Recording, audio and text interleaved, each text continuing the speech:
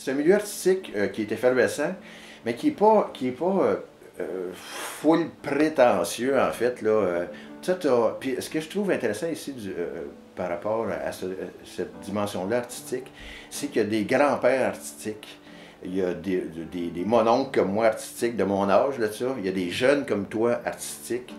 Il y a le quincaillier qui n'est pas artistique, mais ça fait comme 20 ans ou 40 ans ou 100 ans qu'il parle avec des artistiques.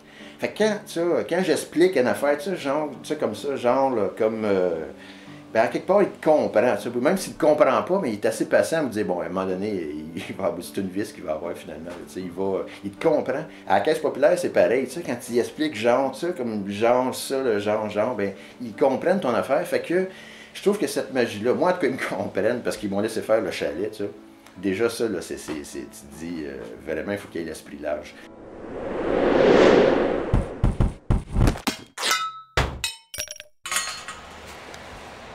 C'est une branche que j'ai eue d'un genre de vieux chaman. Tu mets ça comme ça. Puis là, ça pointe. Il faut que tu pointes ça exactement nord, nord-sud. Tu vas, par le type de bois que je me souviens plus c'est quoi le nom, tu captes c'est comme si tu capterais les ondes. C'est sûr qu'il y a tout un processus spirituel. Là, je le mets, c'est juste comme un chapeau, mais normalement, il y a tout un processus spirituel. Puis j'ai comme un genre de gros tronc, un gros arbre qui est arrivé par la mer à un moment donné. Tu t'étends sur cet arbre-là en direction de ce que je vais te montrer. C'est, je sais pas trop, c'est une forme de méditation, en fait, là, particulière, tu sais.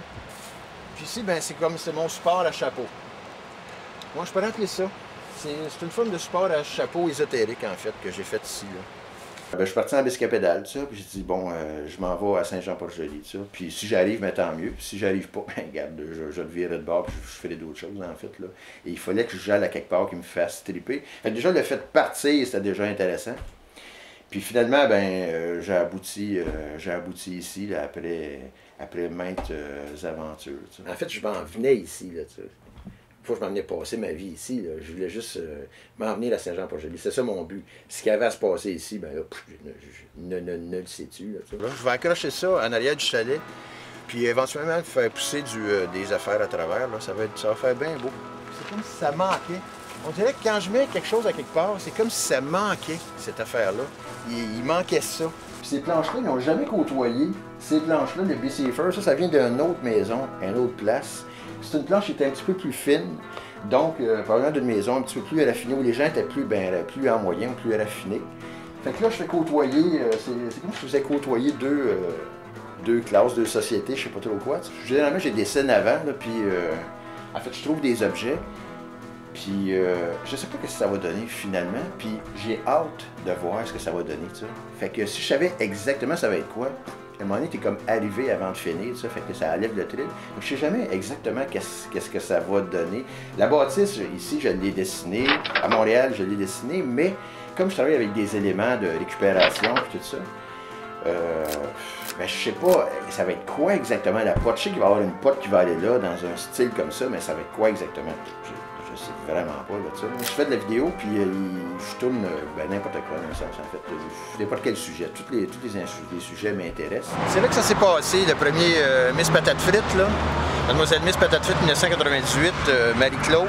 Je suis passé 12 heures là-dessus, mettons, à un moment donné, à penser à ça. Puis là, j'ai dit, si je faisais le couronnement de Mademoiselle Miss Patate Frite 1998, sans que ce soit ironique, sans nier. Parce que moi, je trouve qu'une Miss, quelqu'un qui est fier de quelque chose, que ce soit le maire de New York, ben donc que ce soit une Miss Patate Frite, ça, t'es fier, en fait. Je sais pas si c'est des niveaux, là, parce que t'es plus haut, t'es plus fier que quelqu'un d'autre. Ça, t'es fier, c'est tout, là, t'sais. Moi, j'ai tendance à mettre bien du monde, bien des affaires dedans. Puis, si je prévois 20 personnes, puis ça, je dis jamais le scénario total, là, tu sais. Fait que si je prévois 20 personnes, j'en ai juste 10, juste 5, ben, ça change rien. Mais j'ai vraiment une tendance, non seulement dans mes vidéos, mais ben dans tout, en fait, parce que, finalement, Baby le gars l'éphémère, ça fait 20 ans que je fais de la vidéo. Puis, ça n'existe pas, Baby le gars l'éphémère. Il n'y a pas de télévision communautaire à Saint-Jean-Port-Joli. C'est moi, la télévision communautaire de Saint-Jean-Port-Joli. À un moment donné, quand je suis arrivé à Saint-Jean, j'ai entendu la voix de ma blonde. Puis quand je l'ai vu apparaître, j'ai vu ses yeux. Tout, ça y était. J'étais le coup de foudre, j'étais en amour. Puis quand je suis arrivé à Saint-Jean par la route directement en vélo, ben c'est quand j'ai vu le fleuve, la confrontation avec le vent, là, j'ai senti que c'est ici que ça se passait.